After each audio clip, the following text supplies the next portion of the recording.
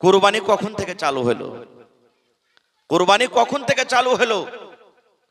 লম্বা ঘটনা, সময় পেলে ইনশাআল্লাহ পরে বলবো। তার আগে একটা কথা বলি, কোন ধরনের জানোয়ার আমাদেরকে কুরবানি করতে হবে?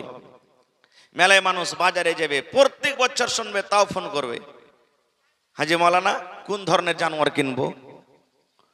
সিং ভাঙ্গা চলবে কি চলবে না? কান কাটা চলবে কি চলবে না? পা ঘাম ভাঙ্গা চলবে কি চলবে না? এই ধরনের জানোয়ার, কোন ধরনের জানোয়ার কিনবো? কত ভাই বলছেন, মাওলানা জি আমার বাড়িতে 1 বছর হয়ে গেল খাসি পুষে রেখেছি, একবারে মোটামুটি 15-20 কেজি ওজন হবে, মাংস হয়ে যাবে, কিন্তু দাঁতে নেই, কুরবানি হবে কি? এই ধরনের বলে। বন্ধুরে আমার, নবী আমার বলেছেন লা তাজবাহু ইল্লা মুসিন্না। দয়ার নবী বলেছেন উম্মত রে, তোমরা জানোয়ার কুরবানি করো, জানোয়ার কুরবানি করো। কোন ধরনের জানোয়ার তোমরা কুরবানি করবে? নবী বলেছেন লা তাজবাহু, তোমরা জানোয়ার জবাই করিও না, জানোয়ার তোমরা কুরবানি করিও না ইল্লা মুসিন্না, কিন্তু দু দাঁতা জানোয়ারের কুরবানি করো। অর্থাৎ দাঁতা জানোয়ার কুরবানি করতে হবে। গরু দেবেন দাঁতা কুরবানি করতে হবে, উট দেবেন দাঁতা জানোয়ার লাগবে, ওরে সুবহানাল্লাহ, বকরি দিবেন দাঁতা জানোয়ার লাগবে। বিনা দাঁতা জানোয়ারের কুরবানি হবে না।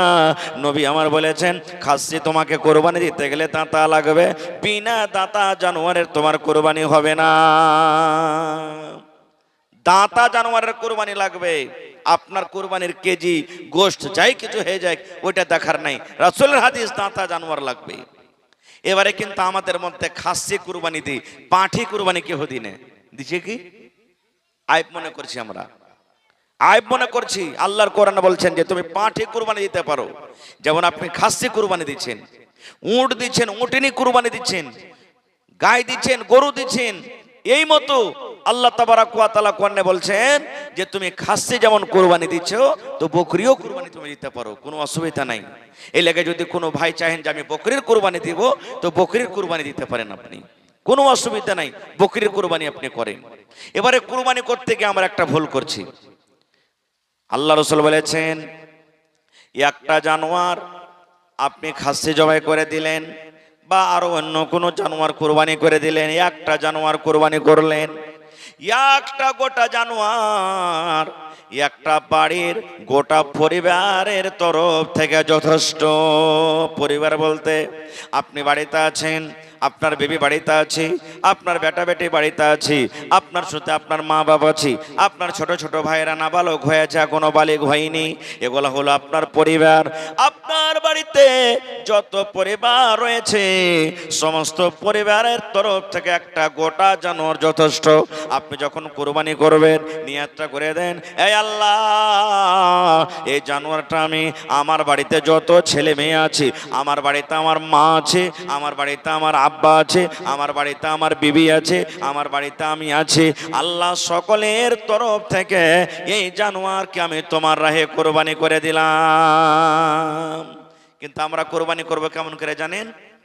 গত বছর বাপের নামে দিয়েছি, এ বেকার মায়ের নামে দেব। গত বছর শ্বশুরের নামে দিয়েছি, এ বেকার কার নামে? শাশুড়ির নামে দেব। একটা লোককে আমরা খাস করে বলি না, গোটা জানোয়ার যখন দেবেন গোটা পরিবারের তরফ থেকে আপনি কুরবানি করে দেন। আর গোটা জানোয়ারে বেশি নাকি একটা ভাগার কুরবানি দিবেন তো একটা লোকের নামে হলো, আর একটা জানোয়ার দিবেন তো গোটা পরিবারের নামে হলো। কোনটা বেশি ভালো হলো, আফজাল হলো? এমনি টাইমে আমরা কুরবানি করব, মাওলানা জি টাকা পয়সার অভাব হয়ে গেছে তো ভাগ লাগিয়ে দেবো, ভাগাতে কুরবানি দেব। আমি বলি না যে ভাগাতে কুরবানি হবে না, দেন। তবে একটা কথা বলছি, আপনার যখন বেটার বেটির বিহা লাগবে তখন আপনি ভাগা জানোয়ার কিনছেন, ভাগাতে করে না গোটা জানোয়ার কিনছেন। একটা জবাই করেও হয় না, ফের পোল্ট্রি মুরগি মাঙ্গাইতে হয়েছে, আপনাকে মাছ নিতে হয়েছে। তো যখন বিহা শাদীতে আপনি গোটা জানোয়ার যখন আপনি জবাই করছেন, তাহলে আল্লাহ রাহে কুরবানি যখন করবেন তো কেনে ভাগা দেবেন? যে ভাই কেনে ভাগা দেবেন? কত ভাই তো এমন মনে করছে কথাতে কথাতে রিয়াকারি করবে, কথাতে কথাতে রিয়াকারি। কি রিয়াকারি জানেন? আবে আমারকে কুরবানির জানোয়ারটা গেরাম ফার্স্ট খালি মনে হয় একবারে থল থল করছে রে ভাই, থল থল করছে, খালি তেল চুইছে মনে হয় খালি। এই দেখেন কত মা খালা তো বলবে কি করবো জি বাবু কি করব, কুরবানি করার তো মন ছিল না, আমাকে গুধার বাপ কইছে যে টাকা পয়সা নেই কি করবি রে, কিন্তু আমি কইনু যে কুরবানি না দিবে তো পাঁচটা ছেলে পেলে হাবের লাঠি আছে কার দুয়ারে তাকাইবে, এই লেগে কুরবানিটা দুঃখসুখ করে দিয়েছি। বলে না আল্লাহ রাব্বুল আলামিন কোরআনে বলেন, লাইয়ানালাল্লাহু লুহুমুহা ওয়ালা দিমাউহা ওয়ালাকিন ইয়ানালুহুত তাকওয়া মিনকুম। আল্লাহ রাব্বুল আলামিন বলেন, রে দুনিয়ার মানুষ, লাইয়ানালাল্লাহু লুহুমুহা, আল্লাহ বলেন তুমি 50,000-এ তুমি জানোয়ার কিনেছো, 1 লাখ টাকায় তুমি উট কিনেছো, তুমি 50,000 টাকা দামের খাসি তুমি জবাই করছো রে বান্দা। আল্লাহ বলেন কত টাকার তুমি দামের জানোয়ার কিনেছো, এই জানোয়ারের মাংস আমার কাছে পৌঁছে না, জানোয়ারের গোশত আমার দরকার নাই। আল্লাহ বলছেন তোমার জানোয়ারের গোশতের আমার দরকার নাই, ওয়ালা দিমাউহা, এবং জানোয়ারে কত ভালো ভালো রক্ত আছে, কয়েক কেজি রক্ত আছে, রক্তর আমার দরকার নাই। আল্লাহ বলেন ওয়ালাকিন ইয়ানালুহুত তাকওয়া মিনকুম, বান্দারে আমার কাছে যেটা পৌঁছে সেটা হলো তোমার ভিতরকার তাকওয়া। কোন নিয়তে তুমি কুরবানি করো, তোমার নিয়াতখানটা শুধু আমার কাছে পৌঁছে, তোমার দিলখানটা শুধু আমার কাছে পৌঁছে, তোমার ভিতরকার তাকওয়া শুধু আমার কাছে পৌঁছে, তাছাড়া বান্দারে তোমার কোনো জিনিস আমার কাছে পৌঁছে না। দিলের মালিক কে? জোরে বলেন কে? আহা, একটা সহিহ হাদিসে এসেছে আল্লাহ রাসূল সাল্লাল্লাহু আলাইহি ওয়াসাল্লাম বলেছেন, এক জামানাতে একটা লোক ছিল, বদমাইশ টাইপের লোক, কিছু হয়তো না হয়তো মানুষটাকে মেরে দিত। এই করতে করতে তার হাত থেকে 99টা মানুষ কাতাল হয়ে গেছে। কয়টা? জোরে বলেন কয়টা? এক কম এক কম। ওরে সুবহানাল্লাহ, কত বড় মার্ডারকারী লোকটা জি, এক কম 100টা মানুষ জবাই করে দিয়েছে। এবারে কি যে হলো তার মনে মনে, তখন একদিন একটা লোককে যা বলছেন যে হারে ভাই, আমি এক কম 100টা অর্থাৎ 99টা মানুষকে কাতাল করে দিয়েছি, এত যে জীবনে পাপ করেছি, তা আল্লাহ কি আমার গুনাহটাকে মাফ করবে না? এতটি মার্ডারের কথা শুনে যাকে জিজ্ঞাসা করেছে কইছে, ওরে আল্লাহ, তোর মতন খুনিকে আল্লাহ মাফ করবে না কো, এতটা তুই পাপ করেছিস, 99টা মানুষকে কাটেছিস, আল্লাহ তোকে মাফ করবে না। হাতে তালোয়ার ছিল, বলছে ইহামনও মাফ হবে না, তমনও হবে না, তো তুইও বাঁচবি না। দিলে ওকে 100টা পুড়িয়ে দিলে, 100 হয়ে গেল। আবার হাঁটতে হাঁটতে হাঁটতে ধরেন, বুঝার জন্য বলছি, দালুয়া গ্রামে চলে এসছে, একটা মৌলানাকে বলছেন, হাজি মৌলানা, আমি 100টা মানুষকে জবাই করেছি, 100টা মানুষকে আমি মার্ডার করে দিয়েছি, এত বড় বড় যে পাপ করেছি, তা আল্লাহ কি আমার গুনাহটাকে মাফ করবে না? মৌলানা বলছেন যে হ্যাঁ, তোমার গুনাহ মাফ হয়ে যাবে, তোমার গুনাহ মাফ হবে, কিন্তু তোমাকে খালিস নিয়াতে আল্লাহর দরবারে তওবা করতে হবে, আর জীবনে কোনোদিন জেনে বুঝে কোনো মানুষকে মার্ডার করতে হবে না। আর একটা কাজ তুমি করো, একটা কথা তুমি শোনো, কি করো, তুমি এই গ্রাম ছেড়ে, দালুয়া গ্রাম ছেড়ে হাঁটতে হাঁটতে হাঁটতে হাঁটতে তুমি চলে যাও কাঠিয়ার, ধরেন কাঠিয়ার, ওখানে উমুক জায়গাতে গিয়ে, কাঠিয়ারে উমুক মসজিদে গিয়ে, উমুক টোলাতে গিয়ে তুমি আল্লাহর কাছে কানবে, চাইবে, গুনাহ মাফ চাইবে, আল্লাহ তোমাকে মাফ করে দিবে। বলছে আল্লাহ মাফ করে দিবে না? তো হ্যাঁ। এবার যা ছিল তালোয়ার টালোয়ার ফেলে এবার হাঁটতে লাগলো, হাঁটতে হাঁটতে হাঁটতে হাঁটতে ঠিক কোলহাসি চক যখন গেছে, লোকটা হাঁটতে হাঁটতে তালুয়া থেকে কোলহাসি চক যখন গেছে, তখন আল্লাহ তাআলা ফেরেশতাকে বলছেন কি, রে মালাকুল মউত, এ আজরাইল ফেরেশতা মালাকুল মউত, ওই লোকটা কাঠিয়ার যাবে, ওই লোকটা কাঠিয়ার যাবে রে, লোকটা কাঠিয়ার যাওয়ার আগে আগে, লোকটা কাঠিয়ার ঢোকার আগে আগে, এখন লোকটা কোলাসি চকে আছে, কোলাসি চক পার করছি, তুমি তাড়াতাড়ি করে যাও, আর ওই লোকটার তুমি তাড়াতাড়ি করে জান খানা কবজ করে নিয়ে চলে এসো, যেন লোকটা কাঠিয়ার ঢুকতে না পারে। আল্লাহ আদেশ করছেন, এই মালাকুল মউত, যাও তাড়াতাড়ি করে লোকটার জান খানাকে কবজ করে নাও। এবার জান কবজ হয়ে গেল, জান কবজ হয়ে গেল। এবার যেমনই জান কবজ হওয়া, ভালো করে শুনবেন রে বন্ধু, এবার জান্নাতের ফেরেশতা এসে লোকটার পাঞ্জরে হাজির হয়ে গেল, জাহান্নামের ফেরেশতা এসে হাজির হয়ে গেল। জাহান্নামের ফেরেশতা বলছেন, আমি এই লোকটাকে জাহান্নামের ভিতরে নিয়ে যাব, এই লোকটাকে জাহান্নামের আগুনে নিয়ে যাব, এই লোকটা জাহান্নামের আগুনে পড়বে। জান্নাতের ফেরেশতা বলছেন, না না রে না, আমি জান্নাতের ভিতরে নিয়ে যাব।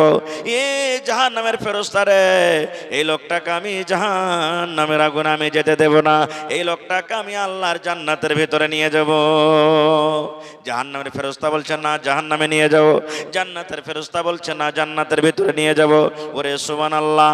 এইবারে কিন্তু তারা দুইজন ফেরেশতা তকরার করতে লাগলেন।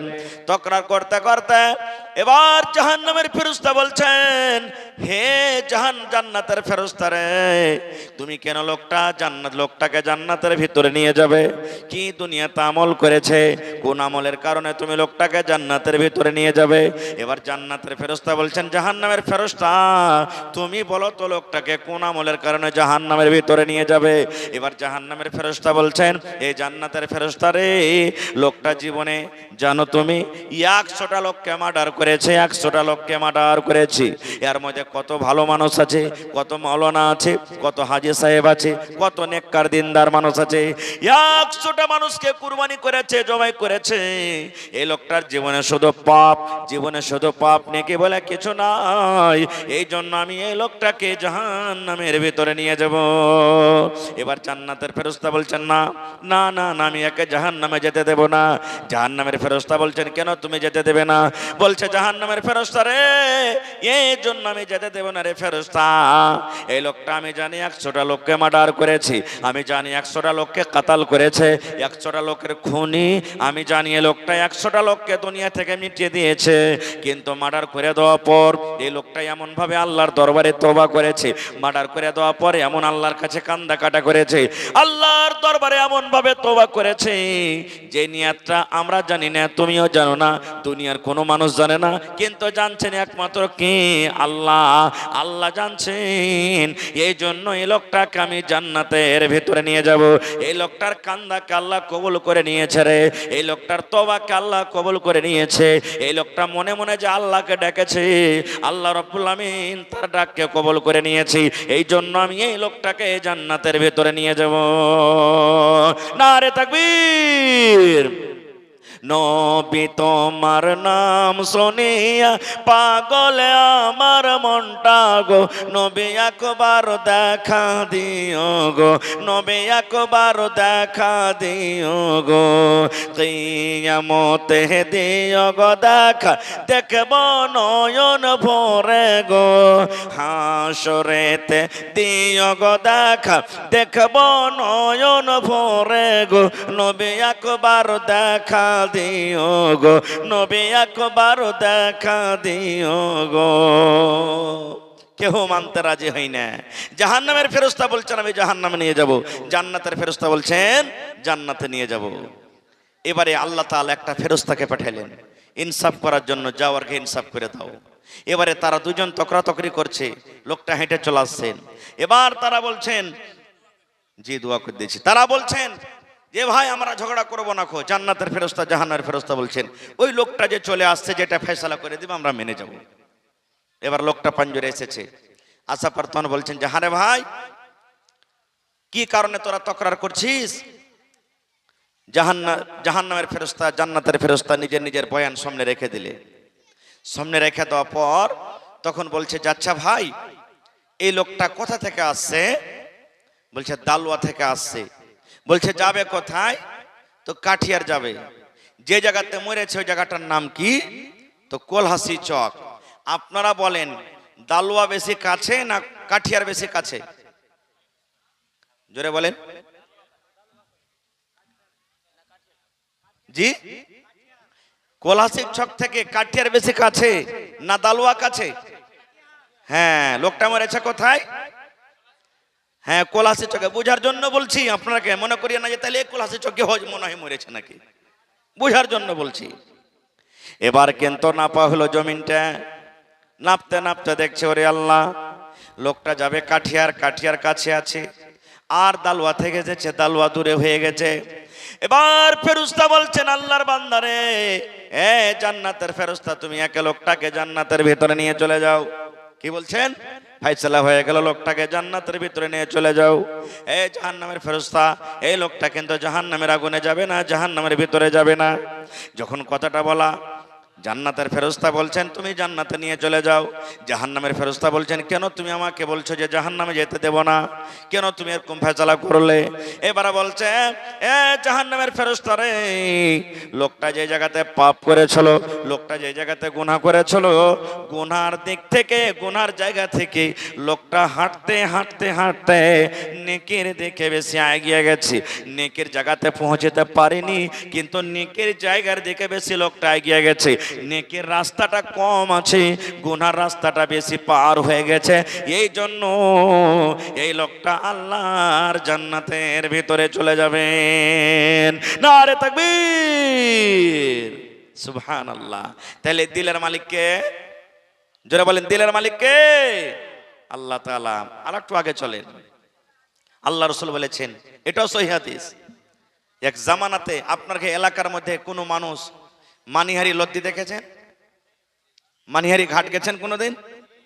জি, না যায় থাকেন তো আসা যাওয়াতে 200-300 টাকা খরচ হবে, যে কেউ দেখে লিয়েন ভাই, যদি কেউ কোনোদিন না যায় থাকেন।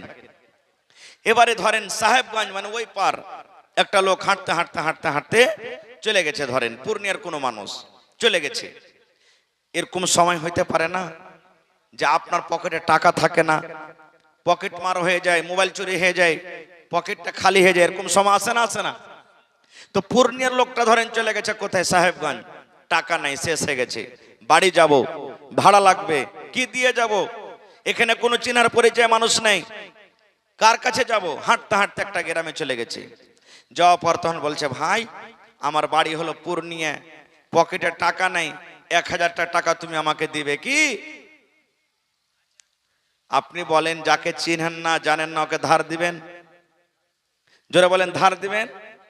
এমনও মানুষ আছে যে ওকে চিনছেন কিন্তু ও হলে ছেঁচড়া। ছেঁচড়া বুঝেন? হ্যাঁ, ও যদিও দেয় তো আপনার যতই টাকা মানে দিবেন ওর থেকে বেশি আপনাকে ও কি করবে? শুধু আসা যাওয়া করা, তেল খরচ করে তো ফুরিয়ে দিবে। আমরা ওকে দেব না কো। এবারে লোকটা যা বলছে, ভাই 1000 টাকা দাও তুমি আমাকে। বলছে, তোমার বাড়ি কোথায় জি? বলছে, পূর্ণিয়া। বলছে, তুমি আমাকে চিনো? বলছেন না। বলছে, তুমি আমাকে চিনো না, আমি তোমাকে চিনি না, তো কেমন করে টাকা দিব? এক একটা গাওয়া টাওয়া এসো, তুমি গাওয়া এসো। এবার লোকটা বলছেন, এ আল্লাহর বান্দারে, আমার গাওয়া কেহ নাই, আমি কোনো মানুষকে চিনি না, জানি না। তুমি যখন গাওয়ার কথা বলছো, তবে আমার গাওয়া হলো আল্লাহ রব্বুল আলামিন। আমার গাওয়া কে? জোরে বলেন, আমার গাওয়া কে? আল্লাহ। লোকটা কিন্তু ভালো মানুষ, মেনে গেল। বলছে, ঠিক আছে। বলছে, গ্যারান্টার লেস একটা। গ্যারান্টার বুঝেন? গ্যারান্টার বুঝেন? হ্যাঁ, ওইটা সারিয়া কাটা গ্যারান্টার লয় ভাই। হ্যাঁ, এটা গ্যারান্টার। খাতা খুলতে যাবেন, নতুন খাতা ব্যাংকে, তো বলবে পুরাতন খাতাওয়ালাকে একটা নিয়ে আই। নেই, বিচারে বসে গেলেন, 1 লাখ টাকা জরিমানা হয়ে গেল, মনে করেন। এই দিতে না পারলে গ্যারান্টার হয়ে যায়, আমি দিব। একে কি বলি আমরা? জামানতদার। গ্যারান্টার একই না বলি আমরা? তো বলছে, তুমি জামানতদার লিয়েছো, গ্যারান্টার তুমি দিতে না পারো তো তাহলে ওর কাছ থেকে নিব। কইছে, ভাই রে, আমি কাকে নিয়ে আসবো? কাকে তো আমি চিনি না রে ভাই, কাকে আমি খুঁজে নিয়ে আসবো? আমার জামানতদার হয়ে গেলেন কে? আমার আল্লাহ রাব্বুল আলামিন। তা আল্লাহ হলেন গ্যারান্টার, আল্লাহ হলেন জামানতদার, আল্লাহ সবকিছু। টাকা দিয়ে দিলে কবে দিবে জি ভাই? তো বলছে, আজকে শনিবার হইল, আমি তোমাকে সামনে মঙ্গলবারের দিন তুমি ঘাট চলে আসিও, সাহেবগঞ্জ ঘাট, আমি ওমন থেকে এলসিডিতে যাব, আর যাওয়ার পর তোমাকে আমি টাকাটা দিয়ে দেবো। বলছে, ঠিক আছে ভাই, তুমি ওয়াদা খেলাপি করিও না, কারণ তুমি গাওয়া কাকে করেছো? কাকে করেছো? আল্লাহকে। জামানতদার কাকে করেছো? আল্লাহকে। এই জন্য তুমি ঠিক টাইমে টাকাটা দিয়ে দিও। 1000 টাকা দিয়ে দিলে, টাকাটা নিয়ে চলে এলো বাড়ি। মঙ্গলবারে দেওয়ার কথা, তাড়াঘোড়া করে 1000 টাকা জমা টমা করে এবার দৌড়াইতে দৌড়াইতে দৌড়াইতে দৌড়াইতে ঘাট যাবে, লায়ে চড়বে, এলসিটিতে চড়তে যাবে, একটুখানি দূরে আছে ঘাট থেকে লা ছুটে গেল। আর কিন্তু লা নাই, লা ছুটে গেল। আব কেমন করে যাবে? লোকটা মনে মনে বলছে, আল্লাহ আমি যে ওয়াদা করেছি আজ ওর সাথে যে আমি ওকে টাকাটা দিব, ও তো আমার জন্য ঘাটে আসবে, ইন্তজার করবে। আল্লাহ কি করবে এখন? আমি তো ওয়াদা খেলাফি করে যাব। আল্লাহ তোমাকে তো আমি গাওয়া করেছি, আল্লাহ তোমাকে তো আমি গ্যারান্টার মনে করেছি, জামানতদার করেছি। আল্লাহ কেমন করব? কি করব আল্লাহ এখন? আপনারা আপনার এলাকাতে চুঙ্গাতে কেউ মাছ মেরেছেন? চুঙ্গাতে মাছ মেরেছেন? ঠিক এই ধরনের একটা লকড়ি কিংবা বাঁশের চুঙ্গা করলো। চুঙ্গা করে 1000 টাকাকে সুন্দর করে চুঙ্গার ভিতরে ভরে দিল, লকড়ির ভিতরে ভরে দিল। এবার লকড়ির ভিতরে ভরে দেওয়া পর অন্য মুখকে সুন্দর করে জাম করে দিল। জাম করে দেওয়া পর বিসমিল্লাহ বলে ওই নিজের পাশটাকে, নিজের চুঙ্গিটাকে নদীতে কিন্তু ভাসিয়ে দিল। বলছে, মাবুদ আমি তোমাকে সাক্ষ্য করেছি, আল্লাহ তোমাকে আমি জামানতদার করেছি, আমি দিতে না পারতে গেলে যে জামানতদার হবে তাকে কিন্তু টাকাটা আদায় করতে হবে। আল্লাহ তোমার থেকে বড় জামানতদার দুনিয়াতে কেউ নাই। মানুষ জামানতদার হইতে গেলে উল্টে যাবে, মানুষ জামানতদার হইতে গেলে মিথ্যা কথা বলবে, কিন্তু আল্লাহ তুমি তো মিথ্যা বলবে না। আল্লাহ তোমাকে আমি জামানতদার মনে করেছি। লোকটা আমার কাছে গাওয়া চেয়েছে, তোমাকে আমি গাওয়া মনে করেছি। এ রব্বুল আলামিন, আমার লা ছুটে গেল, সময় মতো আমি তাকে টাকাটা দিতে পারবো না বলে আমি বিসমিল্লাহ বলে তোমার নামে তোমাকে জামানতদার মনে করে এই চুঙ্গা আমি জমিনে ভাসিয়ে দিলাম। সহিহ হাদিসের কথা বলছে, গল্প কেসা নয়। আল্লাহ জি আমি চুঙ্গা ভাসিয়ে দিলাম।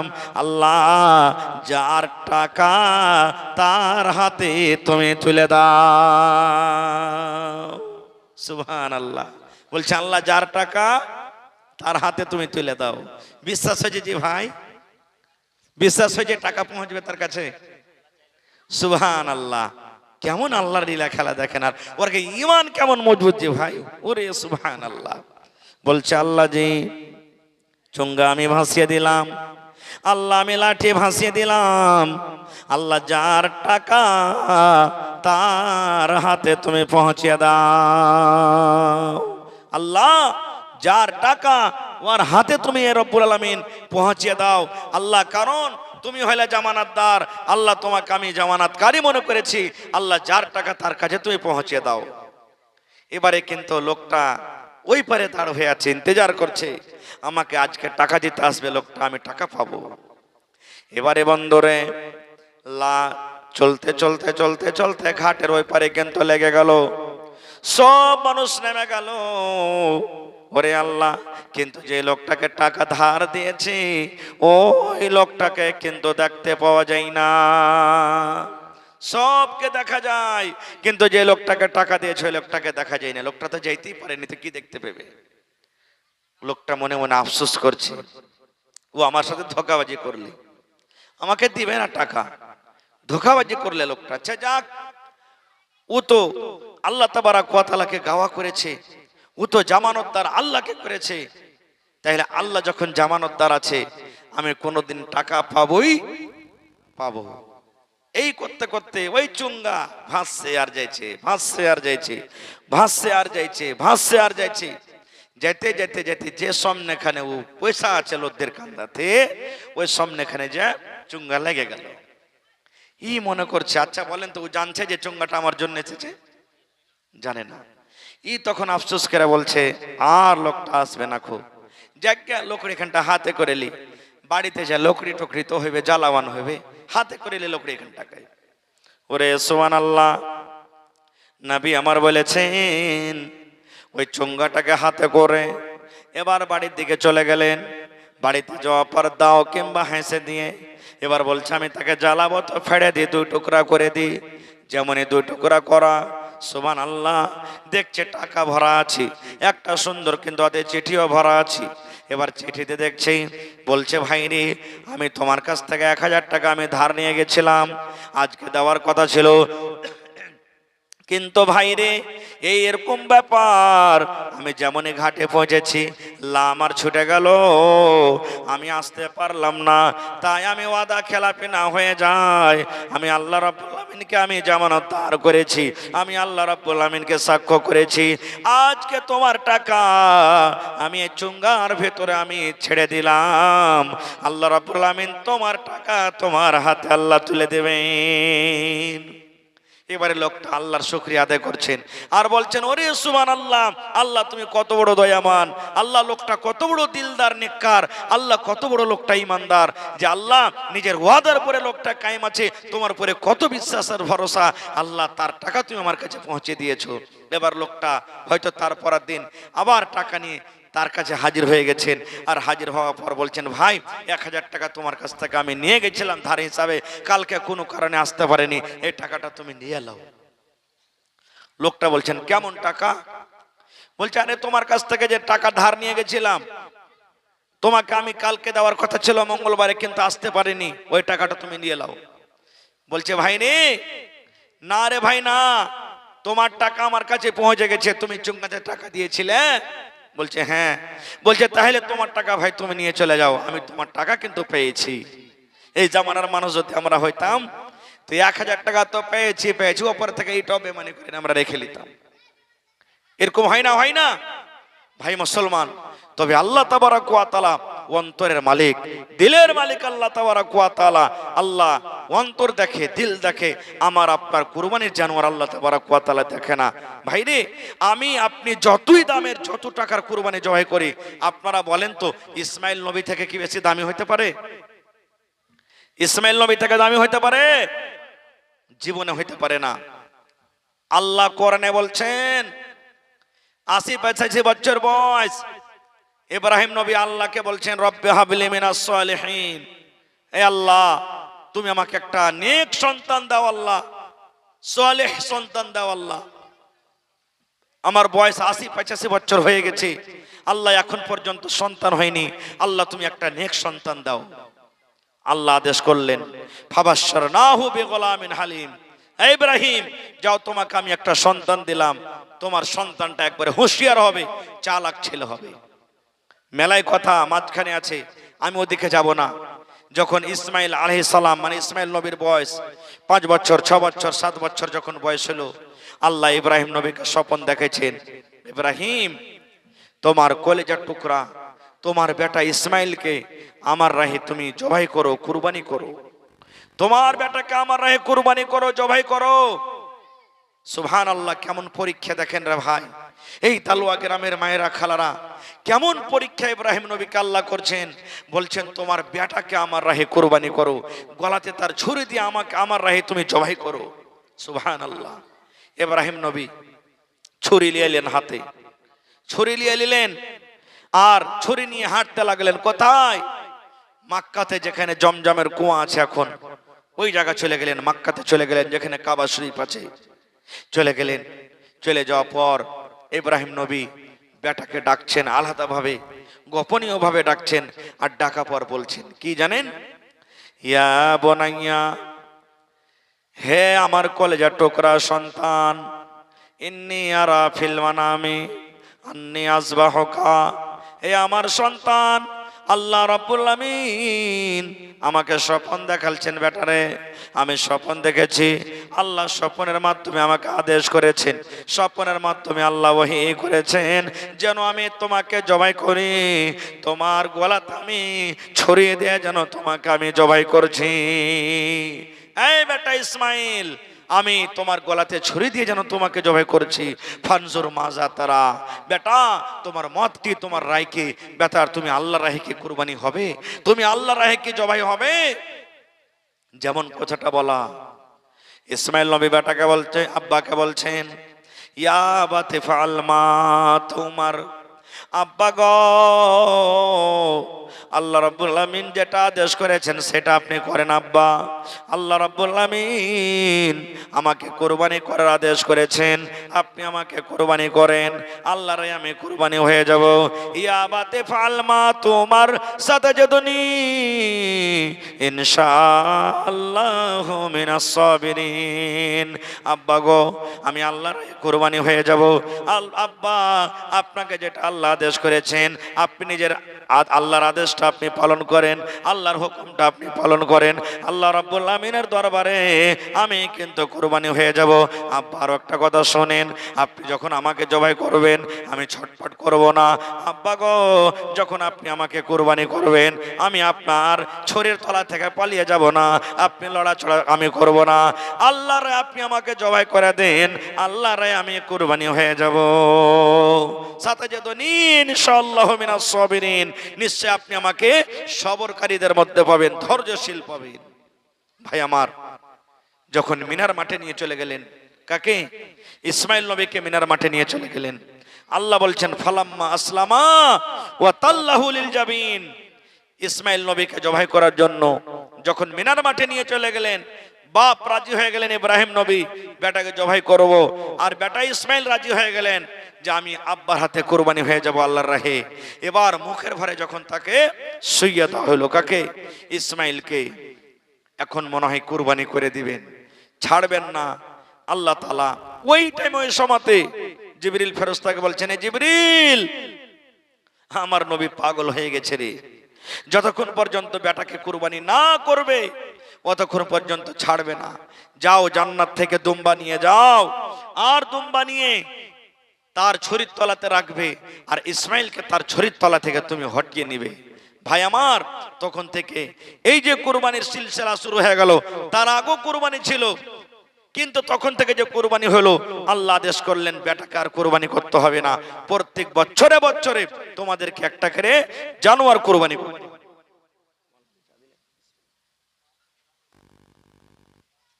প্রত্যেক বছর বছর একটা করে জানোয়ার কুরবানি করতে হবে। তখন জানোয়ার কুরবানি হয়তো কিভাবে জানেন? কুরবানি করে জমিনে ছেড়ে দিলেন, কুরবানি করে জানোয়ার পড়ে আছে, আল্লাহর পক্ষ থেকে আগুন আসতো, সে আগুন এসে যার হালাল টাকার কুরবানি, যার আল্লাহর দরবারে কুরবানি কবুল হয়তো, আগুন আসতো আকাশ থেকে, আর আইসার করে আগুনে ওই কুরবানিটাকে খেয়ে নিত, জ্বালিয়ে দিত। ওর কুরবানি আল্লাহর দরবারে কবুল হয়ে গেল, হাতে হাত রেজাল্ট পেয়ে নিত। আর যার কুরবানি কবুল হইতো না, ওর কুরবানি কিন্তু জমিনে পড়ে থাকতো। এই সিলসিলা আস্তে আস্তে হযরত ঈসা আলাইহিস সালাম পর্যন্ত এসেছে। এবার আমাদের নবী, শেষ নবী, নবী মুহাম্মদ সাল্লাল্লাহু আলাইহি সাল্লাম যখন নবী হলেন, আল্লাহ আদেশ করলেন, হে নবী, অন্য অন্য নবীর মতন আমি তোমাকে আদেশ করলাম তুমি কুরবানি করো, কিন্তু ওরাকে গোশত খাওয়া আমি আল্লাহ মানা করেছিলাম, হারাম করেছিলাম, যে কুরবানি জবাই করে ছেড়ে দাও, কুরবানির গোশত খাবে না। আমি তোমার জন্য, তোমার উম্মতের জন্য গোশত খাওয়াকে আমি আল্লাহ হালাল করে দিলাম, তবে তুমি খাবে, আর কুরবানি করনেওয়ালা নিজে খাবে, আর যারা কুরবানি করতে পারেনি ওদেরকে তোমরা খাওয়াবে, ওদেরকে দিবে, যারা কুরবানি করতে পারেনি ওদেরকে তোমরা খাওয়াবে, কারণ এটা খুশির দিন। আর কুরবানি করবে তো তোমরা একমাত্র আল্লাহর জন্য, খালিস নিয়াতে তোমরা কুরবানি করবে। এই যে দিনগুলা কাটছে, কত ভাই আমার আছে মোবাইল নিয়ে নিয়ে দিনটাকে আমরা কাটিয়ে দিচ্ছি, গান বাজনা শুনে দিনটাকে আমরা কাটিয়ে দিচ্ছি। না ভাই, এই দিনগুলাতে কি করতে হবে জানেন? তাকবীর পড়তে হবে। আমরাকে কোন তাকবীর? আল্লাহু আকবার, আল্লাহু আকবার, লা ইলাহা ইল্লাল্লাহু আল্লাহু আকবার, আল্লাহু আকবার, ওয়ালিল্লাহিল হামদ। মুখস্থ আছে? এই তাকবীর পড়বেন, যত পারবেন পড়বেন, মা খালারাও পড়বে, বাড়িতে বসে আছেন পড়বেন, ভাত রান্না করছেন পড়বেন, কুট্টি করছেন পড়বেন, সাইকেল চালিয়েছেন পড়বেন, মোটর সাইকেল চালিয়েছেন পড়বেন, দোকানে বসে আছেন পড়বেন। বেশি পড়িতে না পারতে গেলেও কম করে 5 ওয়াক্তের নামাজ সালাম ফিরে দেন, সালাম ফিরে দোয়া তসবিহ যা আছে করেন, আর বসে বসে কমসে কম 2 বার 3 বার 1 বার 5 বার 7 বার যা পারবেন বসে বসে কমসে কম এই তাকবীর গুলাকে পড়েন, তাকবীর গুলাকে পড়েন। পড়তে গেলে খুব নেকি আছে, খুব নেকি পাবেন আপনি। ভাই মুসলমান, মেলায় কথা আপনাদের সামনে বলা হলো। আমার মনে হয় যদি কথা বলতে থাকি তা ফজর আজান হয়ে যাবে। তবে এটা হলো মাদ্রাসার জলসা নাকি? আপনারা আলহামদুলিল্লাহ নতুন ভাবে মাদ্রাসা করতে যাচ্ছেন, এটা খুব বড় খুশির জিনিস আর খুব বড় এটা কুরবানি। কারণ এই জামানাতে এই টাইমে সব থেকে বড় মুসলমানের জন্য আল্লাহ তাবারাক ওয়া তাআলা একটা নিয়ামত দিয়েছেন মাদ্রাসা। মাদ্রাসা আছে বলে আমার আপনার ঈমান আছে, মাদ্রাসা আছে বলে আমি আপনি আল্লাহ তাবারাক ওয়া তাআলাকে চিনছি, নবীকে জানছি, কোরআন বুঝছি। আর মাদ্রাসা যদি না থাকে ভাই, তাহলে দিন থেকে আমরা ইয়াতিম হয়ে যাব। যেমন বাপ দুনিয়া থেকে চলে যেতে গেলে বাচ্চা ইয়াতিম হয়ে যায়, এই মতো যদি মাদ্রাসা বন্ধ হয়ে যায় তাহলে কিন্তু আমরা শরীয়ত থেকে, দিন থেকে ইয়াতিম হয়ে যাব। ভাইরে, এই মাদ্রাসা আমাদেরকে কায়েম করতে হবে। দুনিয়ার আমার আপনার লড়াই ঝগড়া ফাসাদ হইতে পারে, হবে, কিন্তু জীবনে কোনোদিন আপনি কিংবা আপনার মৃত্যুর পর ছেলেরাকে বলে যাবেন, দেখ যতদিন বাঁচবি মাদ্রাসার পরে কোনোদিন আঁচ আসতে দিবি না, খো মসজিদের পরে কোনোদিন আঁচ আসতে দিবি না। তবে ভাই দেখি আজকে কোন আল্লাহর বান্দা আছেন মাশাআল্লাহ এই মাদ্রাসার জন্য 1000 ইট কেউ দান করতে পারবেন, 1 কুইন্টাল রড কেউ দান করতে পারবেন, 100 সেফটি বালু কেউ দান করতে পারবেন, 100 সেফটি গিট্টি কেউ দান করতে পারবেন, এবং 30 পারা কোরআন, 30 পারা কোরআন। কোরআনের দাম আল্লাহ ছাড়া কেউ দিতে পারবে না ভাই। আল্লাহ রাব্বুল আলামিন কোরআনের দাম দিতে পারবে, মানুষ একটা হরফেরও দাম দিতে পারবে না। তবে কোরআন কেনার জন্য কোরআনের মান সম্মানটাকে রেখে 30,000 টাকার আবদার আপনার কাছে আমি রাখছি। নগদে হোক বাকিতে হোক, কেউ 1000 দিবেন, কেউ 5000 দিবেন, কেউ 500 দিবেন, কেউ 10,000 দিবেন। 30টা পারা কোরআনের দাম আমি আজকে আপনাদের কাছ থেকে নিয়েছি। এই দেখেন, প্রথম আমার একজন নানা জান বেনামিতে নাম বলে নাই, সুবহানাল্লাহ, 1000 টাকা 1 পারা কোরআনের দাম দিয়ে দিয়েছেন। নারে তাকবীর, মাশাআল্লাহ। ম্যাকম্যান নেই নাকি, একটু আওয়াজ বাড়াইতে কহেন তো। আওয়াজ যে টানছে কি ব্যাপার কিছু বুঝতে পারি না, ম্যাকে খুব আওয়াজ টানছে, আওয়াজ ভেঙে গেল লাগছে আমার। তো ভাই আমার 30 পারা কোরআনের দাম আপনাদের কাছে আমি চাচ্ছি, তার মধ্যে 1 পারা কোরআনের দাম পাওয়া গেছে। দেখি 29টা লোক আছেন, হয় 1 কুইন্টাল করে মাকই দেন, 1 কুইন্টাল করে ধান দিয়ে দেন। মাশাআল্লাহ মাশাআল্লাহ। শুনেন,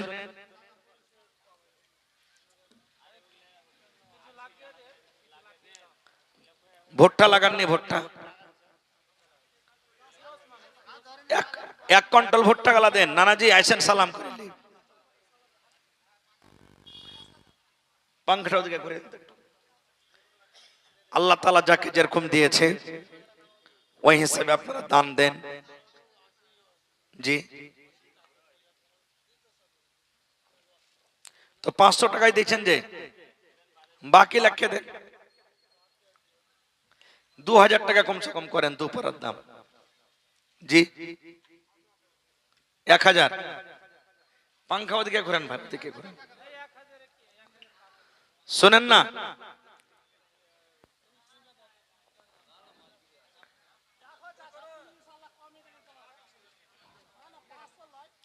শুনেন না, 2000 পুরান, 2000।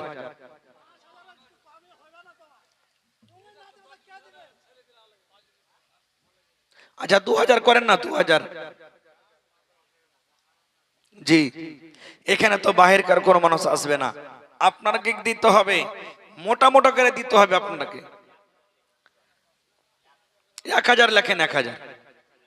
কি নাম, কি নাম? জল্লুর রহমান সাহেব 500 টাকা নগদ, 1000 টাকা বাকি লেখেন। নারে তাকবীর, মাশাআল্লাহ। এই দেখেন 1.5 পারা কোরআন হয়ে গেল। আল্লাহুস সামাদ। আপনি 100 টাকা দিয়েছেন যে ভাই, আর দিবেন না? আপনার এখানে বাড়ি নাকি? আচ্ছা, মেহমান মানুষ, মাশাআল্লাহ। জি জি, কি আপনার নাম? মোহাম্মদ ইউসুফ, মাশাআল্লাহ। 2000 টাকা আর 3000 দিয়ে 5000 পুরান। নারে তাকবীর। কোরআনে একটা সূরা আছে, সূরা ইউসুফ, সুবহানাল্লাহ। আর ইউসুফ নবীকে আল্লাহ তাবারাক ওয়া তাআলা দুনিয়ার আধখানি সূরা দিয়েছিলেন, সহিহ হাদিস, সেই নামে নাম পেয়েছে। মানুষ কালো হইতে পারে কিন্তু দিলের আলো আছে। আমার নানাজান মোহাম্মদ ইউসুফ সাহেব 5,000 টাকা মাশাআল্লাহ 3,000 লিখলেন দিয়ে দিবে মাশাআল্লাহ জাযাকাল্লাহ হায়াকাল্লাহ বারাকাল্লাহ। আল্লাহ ইউসুফ সাহেব 5,000 টাকা জমা করে দিলেন জি মাশাআল্লাহ মাশাআল্লাহ নারে